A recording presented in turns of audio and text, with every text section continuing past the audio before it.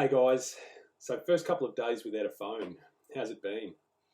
Well, when I told my wife Amy that I've decided I'm not going to buy another phone for a couple of weeks at least, she was probably a little bit worried that she might not be able to contact me and these sorts of issues. So she sort of suggested maybe getting just an analog phone but not a smartphone. And I told her about, just trialing having no phone and my reasons behind it, and also doing this kind of thing just to, I guess, just have a personal log of what it felt like without one. And I think she's okay with it now. But there was that initial apprehension to do with what if I need to contact you, and I put her mind a little bit at ease because what I've decided to do is just have an iPad.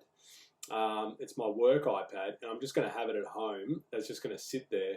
And I'm only going to check in on it maybe once or twice a day. But if she needs to contact me in an emergency, she could probably call that.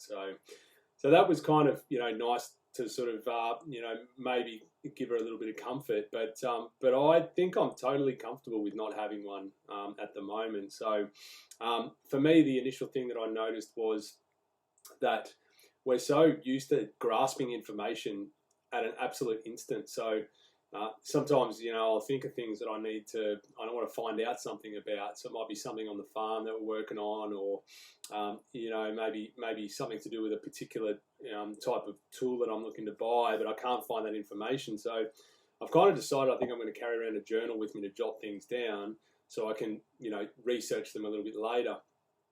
So it's that instant gratification that I've found that I was accessing before without even knowing it. And some of those include, things that might stimulate a dopamine response as well. So I'm not getting that anymore. So what I've found is that after probably a few hours, I would say, the majority of the first day, I just kind of just surrendered to it, just not being able to access anything. So I was sort of like, oh, cool. And what I found was initially, I'm sort of yearning or desiring for this information, just at certain times.